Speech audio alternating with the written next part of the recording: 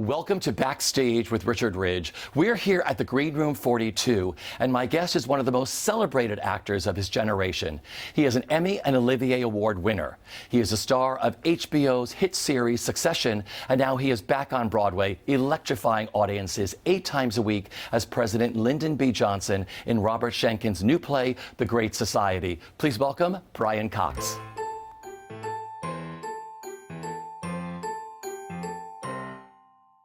Well, first off, Brian, I want to thank you very, very much for sitting with me today. You're welcome.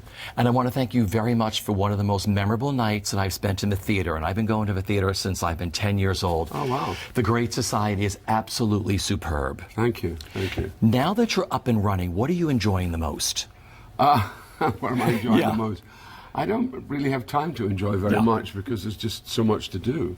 I mean, I'm enjoying the fact that we're getting up and running. I think that's the greatest achievement of all, considering we only had 3 weeks to rehearse it.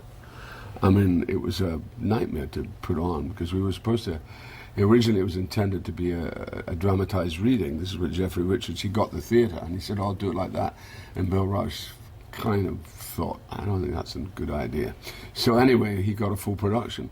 But I knew they would kill me in the process because I only had 3 weeks to do it, and it was crazy.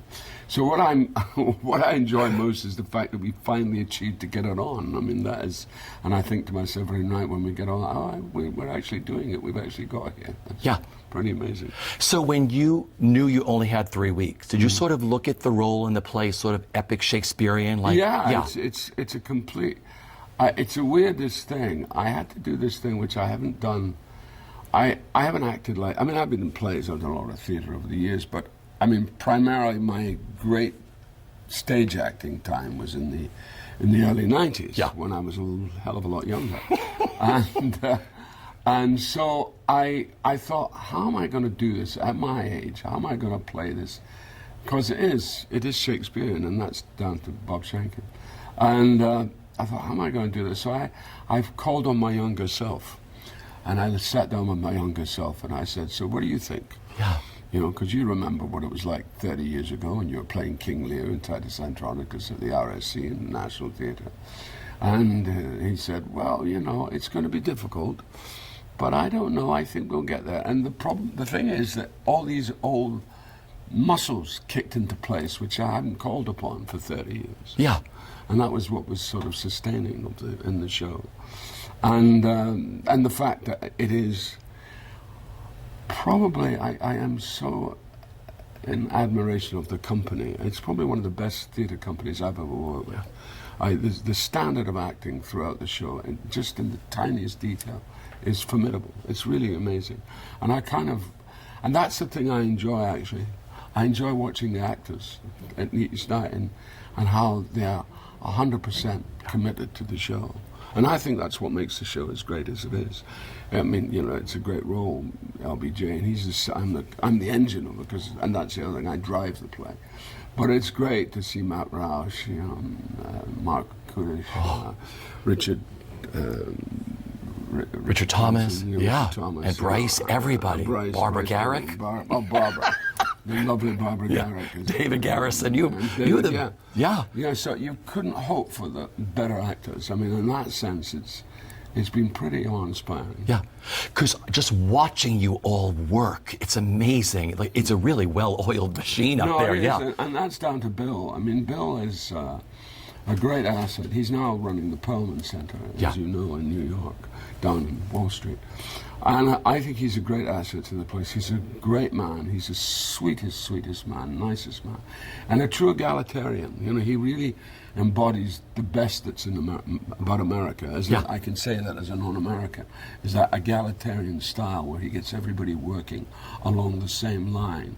And no matter how humble the performer, he gives them the focus. And it's fantastic to watch. I mean, he's incredibly impressive, and I think he's done a great job. Yeah. How did you, it's a puzzle, I'm sure, because you had 3 weeks to put this mammoth role together. So how did you create your puzzle of putting together your LBJ? Was it vocally first? Was it the lines? I had no time to do any research on the part. I mean, apart from the fact that the one thing that motivated me more than anything was that he looks very like my father. And that was something that I remember from when he was a vice president, Johnson, when I was first introduced to him way back when I was 16. And what was so interesting was to see this man, and I always thought he reminds me of my dad. And then the horrible history that happened, and what we don't know, and what we know now, what Bob has revealed wonderfully in the play. And I listened to his tapes. I listened to there's a very good group of DVDs called the LBJ tapes. I hadn't any time to read any books, but I listened to him talk and how he dealt with people and how he used, particularly his Texas drawl. He would talk to his southern friends very, very fast and very, very Texas-like, and then he'd be a little more measured. The one conversation that inspired me more than anything was his conversation with Jackie Kennedy, which was about maybe less than a month after Kennedy was assassinated. And she was an extraordinary woman. And she completely melts with him. And she says this wonderful thing. She says, you know, Mr. President, I really am grateful. I think I've had more letters from you than I had from John. So that's the sort of man he was. He was so kind of... he was so on. He gave people their attention. He had this thing of invading people's space. He was fantastically kind of tactile as well. So it's a fantastic role to play. I mean, it's a wonderful study, wonderful study. Because what I love about him during this show is his timbre, his vocal changes, depending on who he's talking to and what he wanted out of them, LBJ, right? Well, you've had it in one. That's exactly, that was his skill. That was his consummate skill. And it was a tragedy that the Vietnam thing, he wasn't wholly to blame for it. I mean, he was blamed for Vietnam, but he wasn't wholly to blame for it. He was doing it on a lot of advice which he found. He had to, he inherited Kennedy's team, so there was McNamara and there were the Hawk generals, Westmoreland, who were very, they wanted to go to war. He said they always want to go to war. They were ready to do battle. And it was a needless fight. I mean, it's not like this guy in North Korea. I mean, Ho Chi Minh was a freedom fighter. Yes. And he was an ally during the war. So it was, and it's that American thing of fear of the, we also have to remember that we've just come out of McCarthyism. Bobby Kennedy worked briefly on that when he was a kid, and that fear, that whole thing of what the HUAC was still present and still omnipresent at the time of Kennedy's election, and certainly it goes over into Johnson. Yeah. So physically, the first time you saw yourself done up as LBJ, like in the mirror with everything on, do you remember what you thought? I'm too short. Really? Well, I am short. I mean, LBJ was 6'3". I'm 5'8" and shrinking. At my age, you start to shrink. So I had to wear. I have to wear lifts to bring me up. So I look. But I am endowed with a big chest. So I thought because I remember my old dad. I thought. Yeah, we look as if we're of the same family. Because you look 6 feet tall on stage. Yeah, I know. It's what you think. Yeah. I think a lot of what you do in acting is thinking it. Interesting. And you make the audience believe it. If you come on and present a certain physical image, and you feel the image. It all comes from inside, really. Yeah. It's all an internal process. I've had the privilege of seeing the show twice. I saw it early on, and I saw it right before you opened. It was exactly the same performance. I mean, enriched. It was so beautiful. When did it all come together for you? Because you do so much physical things in the show too. Yeah, it started really coming together probably. I had to have, and I'll be absolutely honest about this. I had to have an earpiece for the first week or so, because there was just no time to learn the lines. Yeah. I knew 80% of it, and I knew the lines, but I didn't necessarily know what order they came in. Figured, yeah. So I had to have the odd prompt. Yeah. And I have this wonderful Mickey Abati, is a writer, and he works as a dresser, and he's the typical struggling Broadway artist, of which there are so many, but he's a wonderful, wonderful man. And he taught me the lines. He beat the lines into me. So I began, when I began to feel free, and the interesting thing is, Mickey's still with me, so if I pause, he gives me a line. So I know for a fact that I'm not allowed, and I am not allowed to pause. The thing is, I have to keep it going. Yeah. I cannot let any air get into it. And Bill has this great thing about, and it's in Bob Roberts' writing, language to language. So one scene starts, another scene. One scene ends, another scene starts immediately. So you literally go from one thought to another thought on a different plane altogether, and that gives you this sort of volatility and that sort of, and eventually you start to become agile with it. Yeah. Except my problem is I can never remember where I go to get onto the stage. So I have to have the wonderful Lisa, our assistant stage manager. She says, no, you go that way, because I can never find my way around the Vivian Beaumont. It's a big backstage. Oh, it's huge. You get lost. I keep thinking, is he a member of our cast or from somewhere else, or is just a member of the audience that's dropped by?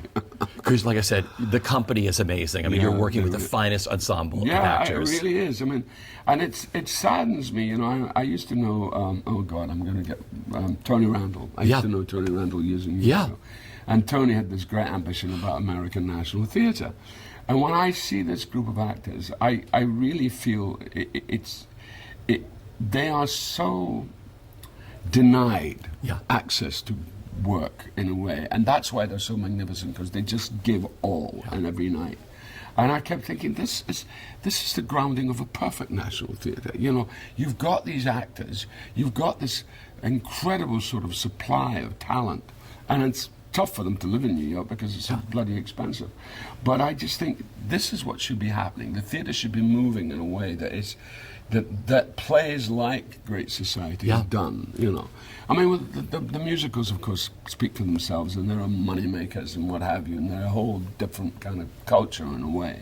But the straight theatre, the straight dramatic theatre, really needs attention because it deserves it. He's such a mammoth role to play. How do you unwind after a show? How long does it take you to come down? I go to bed.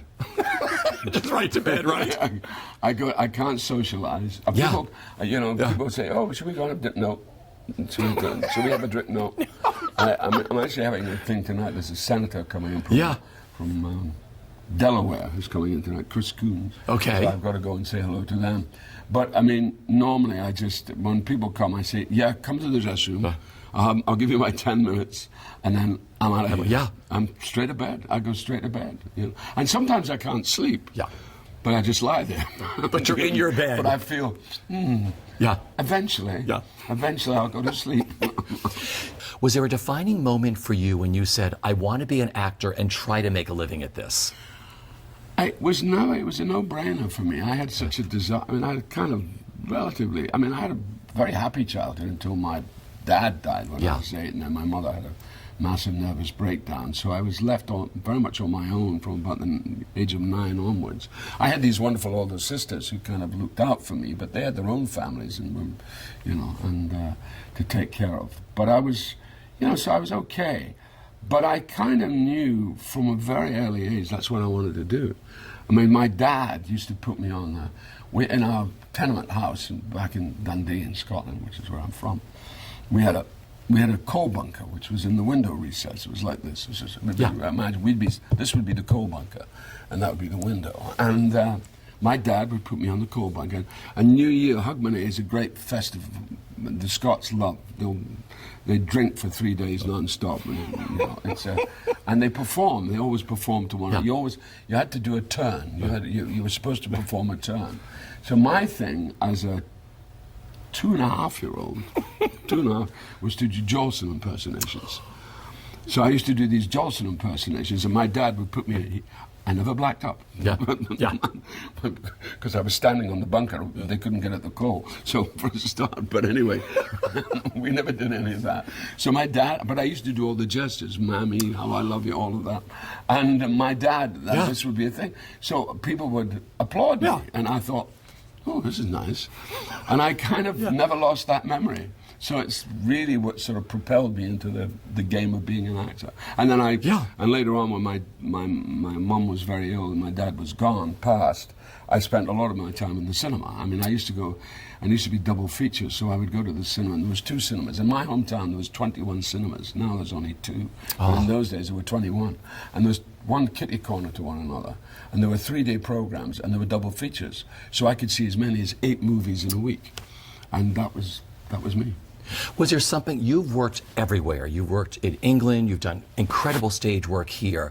Was there a sort of a career-changing thing for you that made you a better actor? Was there a show you did or worked with someone that moved you into the next level? Yeah, I mean, there were people I worked with. There was several people like, in the theatre. Yeah. Lindsay Anderson. Sure.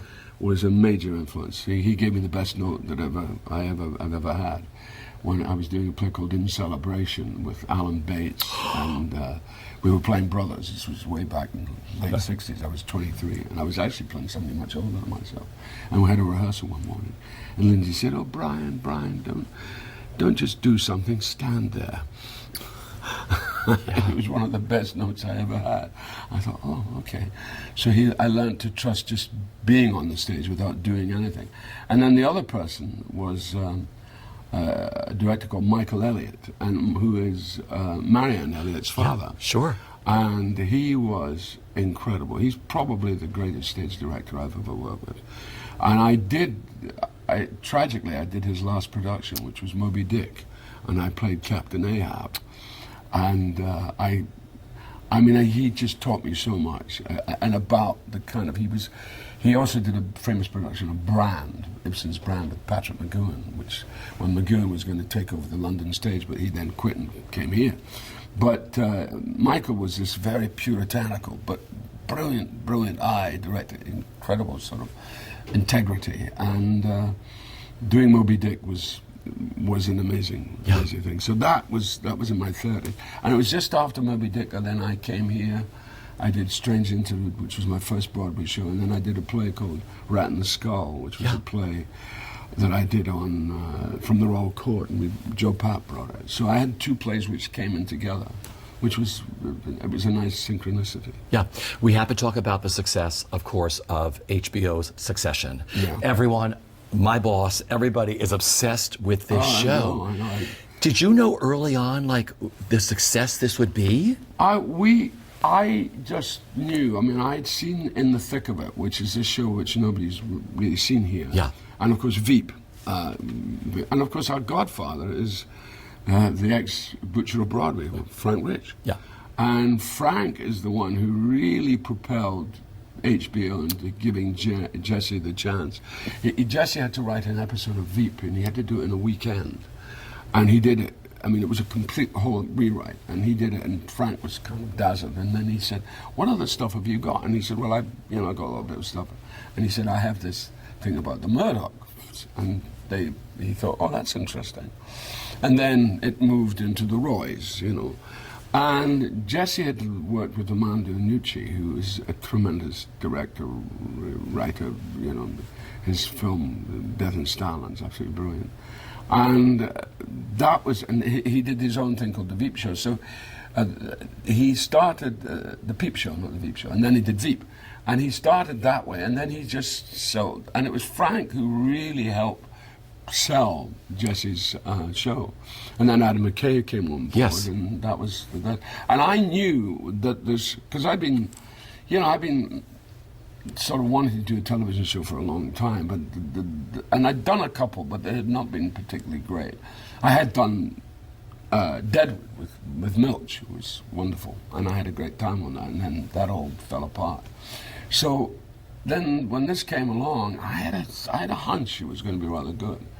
And then the cast, which is second, again, a great cast of an American and British actors, and Australian, the wonderful Sarah Snook, who plays my daughter. But I just knew. I thought, this could be something. And the first season, it was hard because it was hard for people because after the first episode, this sounds a bit vainglorious, but I don't mean it this way. That character disappeared. Yes. Because he had a stroke, so he's in bed while the family are struggling over. So a lot of people didn't like the family. They really didn't. They thought, why we want to spend? And then it became compelling. And then the old boy came, emerged like Phoenix out of the ashes. And suddenly there was this whole family saga. And of course they've always loved, you think of Dynasty, you think of Dallas, there's that tradition. And so, but in this one, it is particularly savage, and just brilliantly written. I mean, Jesse takes no prisoners, and he's got an amazing team. So this season has been an amazing season because the old boy's up there, and he's running the show, and he's manipulating everybody left, right, and centre, and saying the F word on regular. I mean, people come up to me and say, I mean, it's embarrassing. People will come up and say, could I have a video of you, Mr. Cox, and would you tell me to F off, please? And I go, really? And and sometimes they're just young kids. Yeah, totally. These are like 16-year-old, 7-year-old kids. So yeah. I took kids the other night and said, yes, please, will you? And I obliged. I told them. I said, F off. And they went, oh, yes. Can you do it again? I said, no, you've got it once. That's enough. So no autographs. They want you to do Logan no Roy. Autographs. They just want you to tell them to F off. Was he an easy character to find, Logan Roy? Yeah, he's a great character. I mean, yeah. Again, doing Lear and, Epic Shakespearean. Epic Shakespeare. Again, it all adds to it. And he is an epic character. And he's complex. He's a mystery wrapped up in an enigma, or an enigma wrapped up in a mystery. You don't quite know who he is. And what also interests me about him, unlike all the other guys, those guys like Murdoch, like this president, this ridiculous president, Redstone, they're all inherited wealth.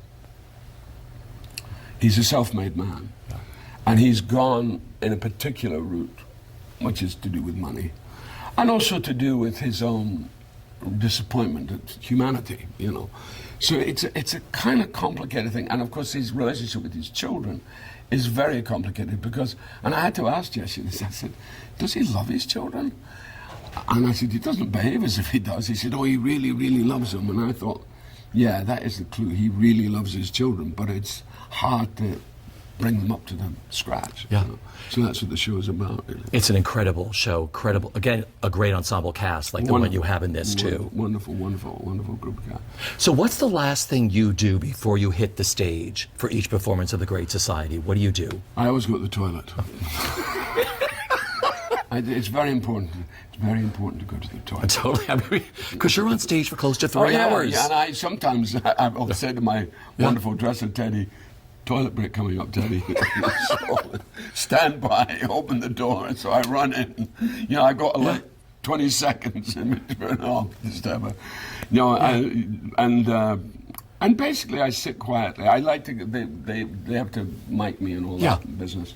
And I just like to sit quietly for about a few minutes, go through the text, and then go on. And then it's over. You're taking your bow, right? That's right. And then I have a shower. Because I have to darken my hair. That's the other thing every night, I thought of dyeing it, and then they said, well, we could do that, but then you have to go to it and spend hours. I thought, no, so just give me. So I do it. Oh, you do it? Oh, yeah. That's like old school. I love that. Oh, yeah, well, I do. I mean, somebody comes in and does the back. And, Jason comes in and does the back of the hair. But I do all that bit. I do up to about there. And then someone takes over the back. Someone takes over the back. So at what point during that process in front of the mirror do you see your LBJ sort of coming around the corner? Well, it's usually not until I put the glasses on. Yeah. I mean, it's usually, I go, and I would like to have worn, except it doesn't really matter on stage, because he had black eyes, he had brown eyes. That's why he's like my dad, because my dad had he was sort of what they call a Micmac, an Irish Scot. And he had I love that. Black eyes. So I would love to have done that. But if I'd filmed, I would certainly go for dark contact lenses, but it's pointless on stage. Yeah. Totally. My final question is, you live your life and your career with such grace and style.